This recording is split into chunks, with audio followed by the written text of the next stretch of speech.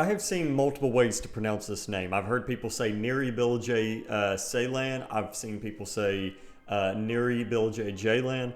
So for the sake of this video, I'm probably just going to say Ceylan, just to sort of, ease the confusion. But this is one of the more anticipated videos I've ever done on this channel. I've been wanting to do this for a very long time. I've just been getting through his filmography, really studying his filmography. I have notes for each one of his films here. He's made 9 feature films, and he also has a pretty standout short film, which I'm not going to include the short film in this list as a ranking, but I will talk about it a little bit because my bottom 3 all sort of pertain to each other in just a little way, and I find it very interesting that really for the course of what it seems to be almost 5 years, he was really focused on kind of the same story, which I find to be just interesting.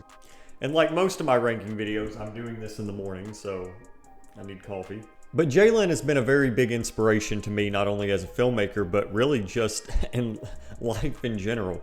His films are so powerful that I think it really does step outside of the medium, and it sort of forces you in a way to look at your own life and the way that you approach things, and just sort of how much we take things for granted. And I know that that might not be the actual subject of every single one of his films, but his films are just so rich and beautiful and very metaphorical. I mean, just like Andrei Tarkovsky, you could compare these films to poetry in a way. If I had to compare another filmmaker, which I really love, is Andrei Zvyagintsev. There are 2 films in Ceylan's filmography that are in my top 32 films of all time. I have a top 32 films on Letterboxd. Actually, maybe one, but I am moving one of those up, probably. But Andrei Zvyagintsev, none of his films are in my top 30 films of all time, except for one, which is at my number 4, and it's Loveless. And I think Loveless is one of the greatest films ever made. But there's a lot of films, or a lot of, in a way, comparable motifs between Ceylan and Zvyagintsev, where you sort of, a lot of these long shots, a lot of these very just, you could almost say casual ways of framing things, but there's just so many layers in the cinematography and the narrative, the story, I really appreciate these directors a lot, and they have inspired me a great deal over the last few years. It was funny because I actually had somebody reach out to me yesterday about my Andrei Zvyagintsev video. And I filmed that like a year ago. But I've spent way too much time talking. Let's talk about Ceylan's filmography. Let's go ahead and rank it. I have no idea how long this video is going to be. I have notes on each one of these films. But I'm going to do something a little bit different compared to my other rankings, because it just so happens that my bottom 3 films really all sort of pertain to each other in a way. So I'm just going to go ahead and give you guys my number 9 and number 8 spot. And I guess technically my number 10 spot. Like my number 10 would be Cocoon, which is his short film that he did, which he ended up expanding into basically a feature film with The Small Town. And then he ended up making a film called Clouds of May, which is basically kind of another look at the film The Small Town, except in a very, you could even sort of in a way compare it to something like a Bas Kiarostami, something that he would do. But coming in at number 9, we have Clouds of May. Now, I said in my Letterboxd description or whatever, not really sure how to explain this one. It's somewhat connected to his first feature and sort of meta. It is very meta. Clouds of May is a very meta film, which is very strange, especially for this not only type of filmmaker, but type of filmmaking. It's beautiful to look at, but a little overlong given the premise. Also, one of the most beautiful final shots I've ever seen. Very true. Again, Clouds of May if you've seen his first film, Clouds of May is almost like a deeper look into his first film, because it has some of the same characters, some of the same premises. It's almost in a way kind of breaking the fourth wall, just in terms of his filmography, which I find to be very kind of, not gonna lie, kind of weird, but also very exhilarating and intense, given that it's only his second film. But you just can't help but admire the guy, for taking a risk like that. I think where Clouds of May, because Clouds of May is at my number 9, and I'm not going to pretend like I had a great time with this film, But I think where it sort of lacks compared to his first feature is where his first feature is grounded in really fictional reality. Clouds of May is just grounded in normal reality. And I feel like there's sort of a charm when you're actually approaching it from like an actual narrative as opposed to just kind of breaking that fourth wall and showing it from a filmmaker's lens. I just feel like it's a lot more enjoyable to watch it, the other way compared to the latter. But Clouds of May is not a bad film. It's just one that didn't resonate with me personally. I had a harder time with it probably than most. But it came out 2 years after The Small Town, and it came out 4 years after Cocoon. So yeah, that's kind of just my short, small opinions on Clouds of May. I have more to say about some of his films than others in this ranking, so just be prepared. Coming in at number 8, we have The Small Town. Now this is his directorial debut after his short film Cocoon, or at least I think. I have not seen any other of his short films. But this is what I had to say about The Small Town. With this, you can see his ambitions fully. Some great cinematography and amazing set pieces. Yes, there is one specific shot where they're at sort of this fair and you see these swings, and it's on the poster, and it's probably one of the most beautiful things I've probably ever seen. But it really does sum up, I think, Ceylan's filmography in a whole of what he was about to approach for the rest of his career, where he's very good at capturing things in the moment. And if he's not good at capturing things in the moment, and a lot of the stuff is just completely automatically set up, then he's really good at convincing you that it's, captured in the moment, which I would even say might be a little bit more impressive. There's a lot of metaphorical undertones that really did tickle my peach. It tickled it.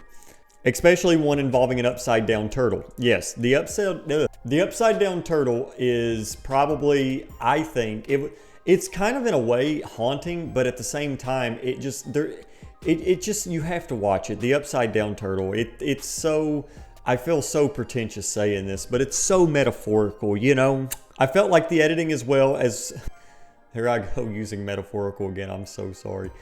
I felt like the editing as well as those metaphorical objects combined to be used as a technique really did work at times. I enjoyed it, and watching the individuals roam around the town in campfire stories is entertaining, but there's still more that this director has to offer. That is very fucking true. I mean, if you watch The Small Town, it almost feels like, in a way, because it's basically the film that the person's filming, the main character's filming in Clouds of May, where you're watching these characters in this small town, but it's so calm and it's so relaxing, and I'm not going to use this word yet because I'm going to use it in other parts of this ranking. But yeah, it's just it's one of those debuts where some directors, they really do hit it off with their directorial debut, and then they kind of peak and they don't get better. But then you have some directors that their first feature is kind of like not that great, but you can sort of see what they want to do, and then later on in their career they kind of blow up, and then you have some filmmakers that are in the middle. And I don't think it's anything intentional whatsoever. I just think it is kind of what it is. I mean, you go into filmmaking with a plan, and then you kind of gotta go with the flow sometimes, whether you like it or not. And that's what I mean by just kind of having a plan. It really did seem like Ceylan had a plan.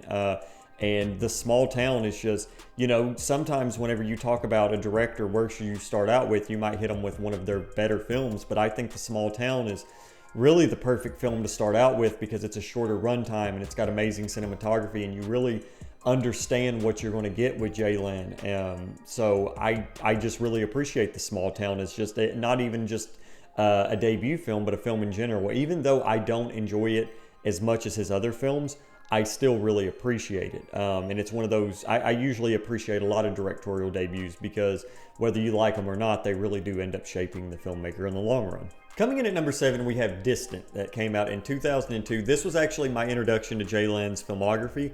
And when I first watched this film, I did kind of struggle with it until I actually sat down and thought about it for a few days. And it is very slow. It's probably one of the slower films in his filmography because there's not much that goes on in this film, at least from a surface level. But once you actually start paying attention to things and you really kind of get a grasp of what's going on, it goes a little bit deeper. And this is what I had to say about Distant.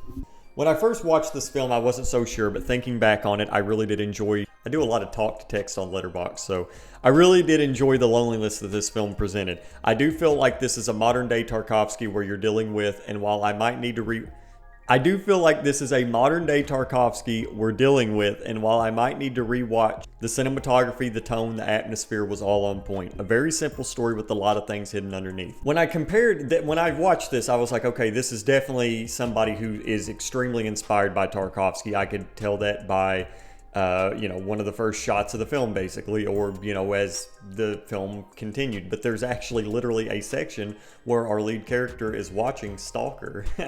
And I don't know, I like it. It's kind of Ceylan being meta again in a way, but not with his own work, but kind of just with Tarkovsky's work. And I can almost safely say that if you enjoy Tarkovsky, you will love Ceylan. You will probably love Distant. Distant is Ceylan is just so good at filming things in the snow. A lot of his filmography is set in the snow. And it's just, I don't know what it is. I don't know what techniques he has. I don't know if he knows something that we don't. But the way that he shoots winter and snow is just nothing short of magnificent. And our lead character in Distant, he is, plot twist, he's distant. He's not really a character that we can necessarily get close to. But you can't help but just wonder where things are going to go. And again, while it might seem like a very simple story on its surface, once you take a shovel, you stick it in the dirt, and you start digging, you're going to find something. And this is one that I probably need to rewatch, especially since it's my number 7. I do like the film, but again, I could maybe see it going higher on a rewatch, but we just will have to see. Coming in at number 6 is Three Monkeys. Now, this is a very strange film because when it comes to Ceylan, his films before this were all kind of just different. I mean, they were in their own league. They were definitely a little bit more tame with its approach. But with Three Monkeys, this is what I had to say. A guy takes the blame for another man's accidental murder. I've seen this premise before, but the thing is, this film could have executed its narrative a lot better, and I think with a little more excitement, this would have been one of his best films. It's still not bad and had me engaged at the beginning. I guess you could even say it's a good film. I liked it. I just wanted more, okay? That's what I had to say about it. And that is not this might be number 6, higher than other ones. But when I say that, I truly meant that I wanted more from it. This film reminded me a lot of a film that I recently watched that I enjoyed immensely called Dogman, which is basically about a guy that does take the blame for stuff. And again, this is something that we've seen this before in films. But the interesting thing about this is, especially with the opening scene of the film, which I don't want to spoil anything, you are watching, this car go by, and the way that the accident occurs, the guy doing the accidental murder in his car. I don't want to say anything else. It's so nonchalant. It's so basic. They don't really go into anything too crazy. I would even say it is a little bit anticlimactic. But the way that the story unfolds for the rest of the film is it's kind of exhilarating because you have, this mother character and her son, and there's sort of this sort of tension between them because, she's kind of doing things she shouldn't be doing. I don't want to spoil anything. But Three Monkeys, I think, is very much so a turning point for Ceylan's filmography because it sort of showed that he could get a little bit dark. And he does get dark throughout the rest of his films, especially with some of his imagery in later films. Really, it's amazing, how he's evolved as a filmmaker. And I think Three Monkeys really was that evolution. But again, this is another short watch. I feel like his earlier films are really short, and his later films end up getting into like the 3-hour mark. So, I mean, I'm not going to complain. I'll take more Ceylan. Don't worry about it. Coming in at number 5, we have Climates. Now, the interesting thing about this is Ceylan actually stars in this film alongside of his wife, I believe, and his wife is also someone that helps him co-write a lot of his screenplays. But what did I have to say about Climates? I enjoyed what this film was trying to say. It's very obvious. A man leaves his significant other, does something not so great, then meets with that significant other later. No need to say anything else. It's wild, and Ceylan doesn't need to be in a relationship. Enjoy the dynamic. I know that sounds harsh, but no, and I think there was a lot of stuff that this film benefited from having Ceylan and his actual wife be the lead characters, because I think there's a level of intimacy that you can get when you actually cast a real couple that you wouldn't be able to get somewhere else. You know, you kind of look at how, you know, Stanley Kubrick did with Tom Cruise and Nicole Kidman. So I think that's a very healthy thing to do when it comes to filmmaking, because if you really do want to sort of portray these romantic moments and sort of make them stand out and make them more impactful than other romantic moments in film, I think working with an actual couple is kind of in good taste, and I think you can get a lot more out of your actors that way. With that said, I do think that this film was a little bit convoluted and kind of muddled at times. The cinematography compared to his other films, it still looks really great because he's a fucking amazing director. But this film is just more so about the characters. I mean, I wasn't really focused on the cinematography. The cinematography wasn't really anything that stood out to me. There was a specific scene in this where Ceylan is driving on this motorbike, and his significant other covers his eyes. And I'm not going to tell you what happens after that, but it was just so empowering, just to sort of see how, things escalated after that. And that's just sort of Ceylan sort of, he's just got this anticlimactic way of going about things, and I like it, because in a way it makes them anticlimactic, but then it sort of turns into climactic, if that makes sense. But Climax, I enjoyed it, and it's another one of his earlier works. Came out in 2006. It actually came out before Three Monkeys, and again, it's not as dark as Three Monkeys, but we are about to get into somewhat of the darker Ceylan. Ooh, spooky. Coming in at number 4, and this might actually be a lot higher on some people's list, but for me, I'm kind of happy where it's at, and that's Winter Sleep. And this is the film that actually got Ceylan's first Palme d'Or. Now, this is what I had to say about Winter Sleep before I actually talk about it. I really appreciated the calmness that this film presented. It's almost like a thermometer, the temperature getting higher and higher as the story progresses. It's not what's actually going on in the film, but the repercussions that can come with it.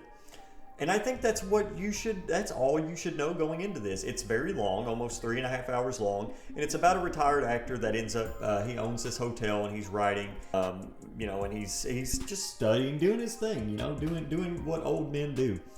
But he's also married to this young woman, and his sister is also, being included in the mix as well. And it's just a lot of dialogue. There's not really much that goes on in this film until you actually get deeper into the dialogue, where you find out that he's having troubles with his marriage.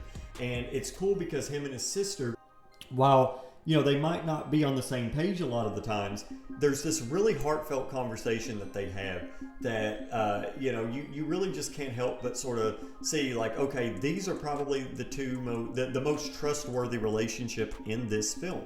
And again, when I say this, there's not much that goes on in this. I wish I could say that there was, but there's not, but there doesn't need to be.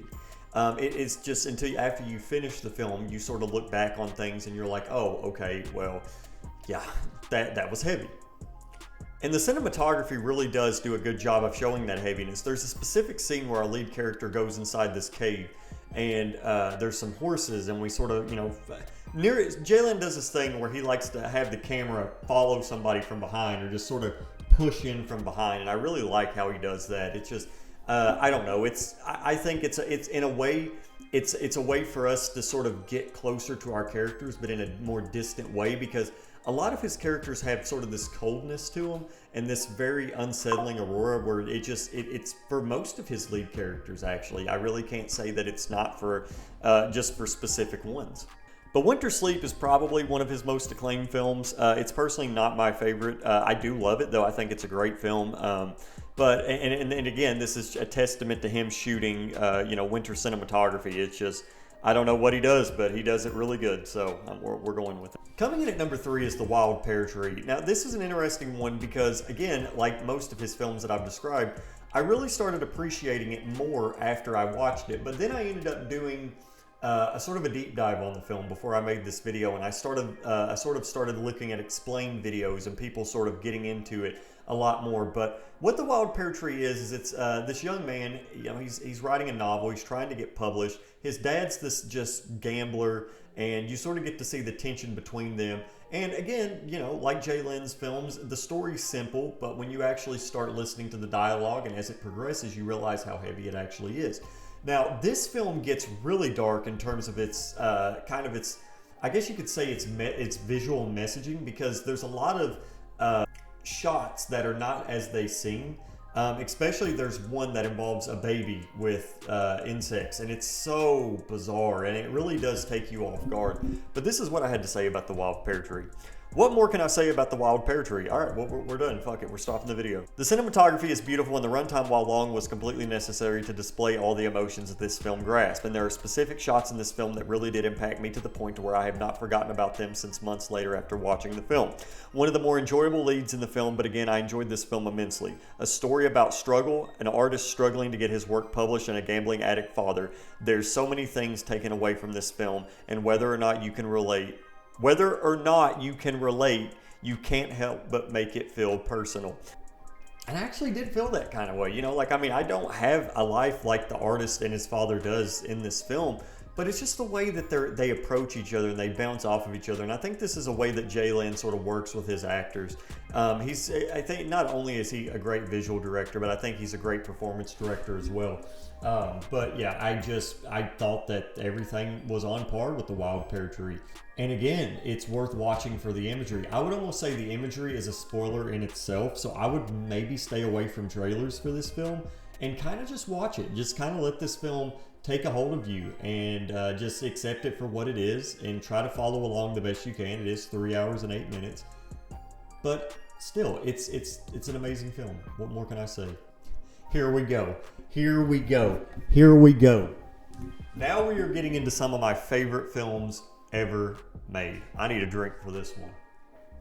About Dry Grasses. This is his most recent film, and I have a lot to say about this, so let's get ready. The story follows a teacher, and he's teaching this classroom. He's got a roommate that he's they're roommates. The roommates. Wow. Okay, this does not sound good. This is not a sophisticated look at this film at all. And these two roommates, these two teachers, these two people that work at the same school but are also roommates, they like this same girl, and this girl is an amputee. And they end up getting accused for something at their school, which I don't know if I necessarily want to say what it is or what it isn't. But I think that the lead performance in this is probably, I'm almost ready to say it's in my top 5 of all time. Not going to try to pronounce the actor's name, look him up. But it also has one of the most complex films in fiction, not just in film. This is any entertainment, any artwork, platform, what have you. It has one of the most interesting, complex characters in fiction history. I truly think that. It is such a bizarre watch, because this film, and I think the poster really does sum this film up really well, where the poster is this character and he's in this grass and he's sort of looking at, at these dry grasses in the summer. But 9.8% of this film is set in the winter. And again, it's great winter cinematography. But what this film does is it subverts expectations constantly. And let me just tell you guys, I wrote something on here. Let me just read it to you guys real quick.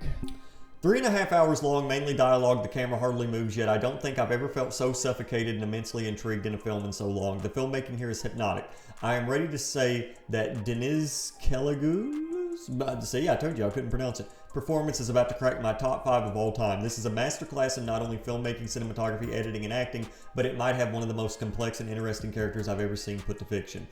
I stand by that. I 100% stand by that. And honestly, with with another rewatch of this film, it might even go up to number 1. Following these characters was one of the most intense things I have seen, and the editing in this film is very smart, because there's a certain point in this film where these two teachers are being accused of something, and they're sitting down with the principal, and the way that it's filmed, and again, this is not only just amazing editing, but it's amazing direction, where Ceylan has this way where he likes to film things from a wide and from a distant. But what he does in this is you see a close-up, because the way that it's set up is you have the principal on one side of the table, and then you have the accusers like on the other side of the table. But you only see the back of the principal, and then you get close-ups of the principal, but you don't get close-ups of the other three characters. You only get the close-ups of the principal. So the way that it's filmed is you start from the wide, the principal's back facing the camera, and you see the other three characters, and that's how you engage with those three characters in this conversation. But then it cuts to the principal, and in a way, the way that it was, not only was it being directed that way, but also edited that way, is it sort of presented this conversation, this argument, this just intense conversation with these characters. It done a great job visually showing that these three were against this one guy, and it was just smart. It's something so simple, but it's so smart and it's so impactful. And also, there's a specific cut. There's two cuts in this film that jarred me. I mean, one kind of shook me. But there's one which I don't want to say, but it's inside of this house after this dinner conversation with our lead character and the woman that he's got a thing for. And it is so bizarre. I cannot explain it. I don't even want to say it.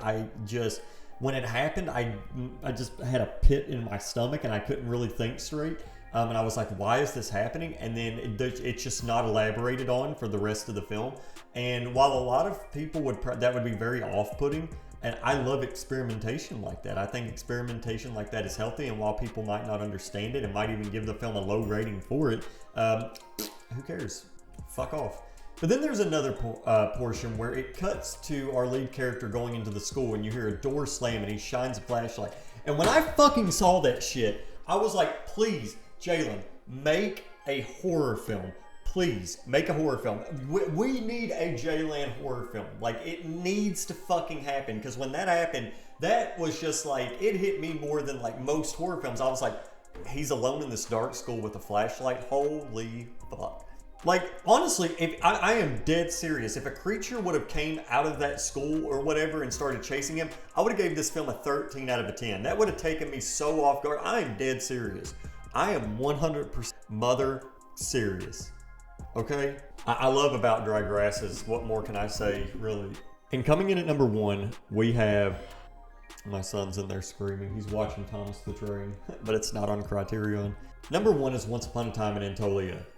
So first I'm just going to read to you guys what I had to say about this film, and then I'm just going to completely fanboy the fuck out. So yeah, there's your warning. One of the greatest movies ever made, and I'm still not done with the director's filmography. The atmosphere, the tone, well actually I am now, but whenever I did, I wasn't. The atmosphere, the tone, the locations, the characters, the dialogue, everything about this film is just complete perfection. It is the one that I've seen of all of his films that I've watched that reminded me the most of Stalker from Tarkovsky. We'll get into that in a second. I cannot give this a higher recommendation. If you get a chance to watch it, you will not be disappointed. Please watch this motherfucking film or you will fucking die. I'm just kidding. I didn't say that about that. I'm just kidding. That never happened. This film is, when I first watched it, when I say that I compare this film to Tarkovsky's Stalker, hear me out. Just let me talk.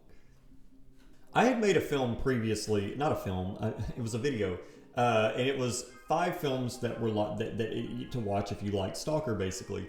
And this was the number 1 film, because what this film is it's a very meditative film, where there's this crime that went on, this murder, they got this guy, they've taken him out in this field, and for the longest portion of this film, probably the first 45 minutes to an hour of this film, it's just night, and these characters are basically just walking around this field talking, kind of like Stalker. But it's meditated, and there's these little intercuts that Ceylan does where you'll see like an apple falling into the river, and he sort of just lets you soak in the environment in a way that just kind of makes you feel good. I can't explain it.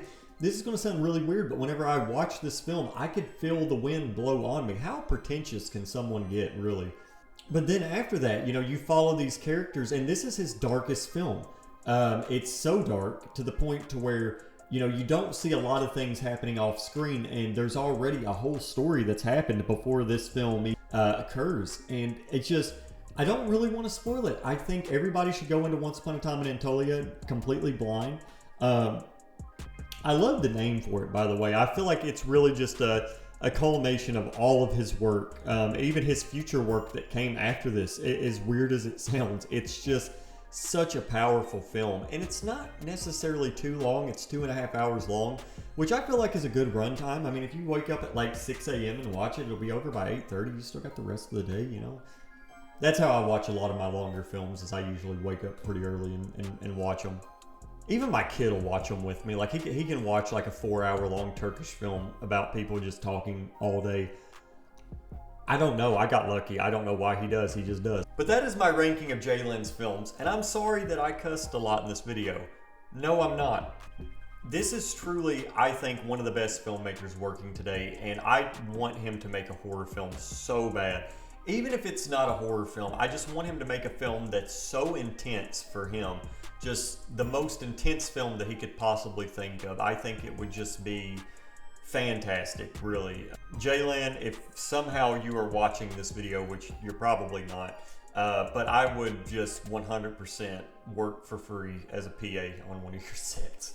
Because if I feel this way watching these films, then imagine how it's like being on set. I mean, yeah. But anyway, guys, what is your favorite Ceylan film? Leave it down in the comments below. This is a video I've been dying to make. Very glad that I had a chance to make it. If you guys want to check out my link tree down in the description below, you guys can. It also has my filmography. It would mean the world to me if you checked out my filmography. Also, you can leave a rating on IMDb or Letterboxd. It helps me grow as a filmmaker. And again, it would just mean the world to me because I'm trying to get my work out there. Also, if you're a filmmaker, if you just want to reach out. I'm always looking to meet new people. But anyway, guys, take it easy, and I'll see you next time.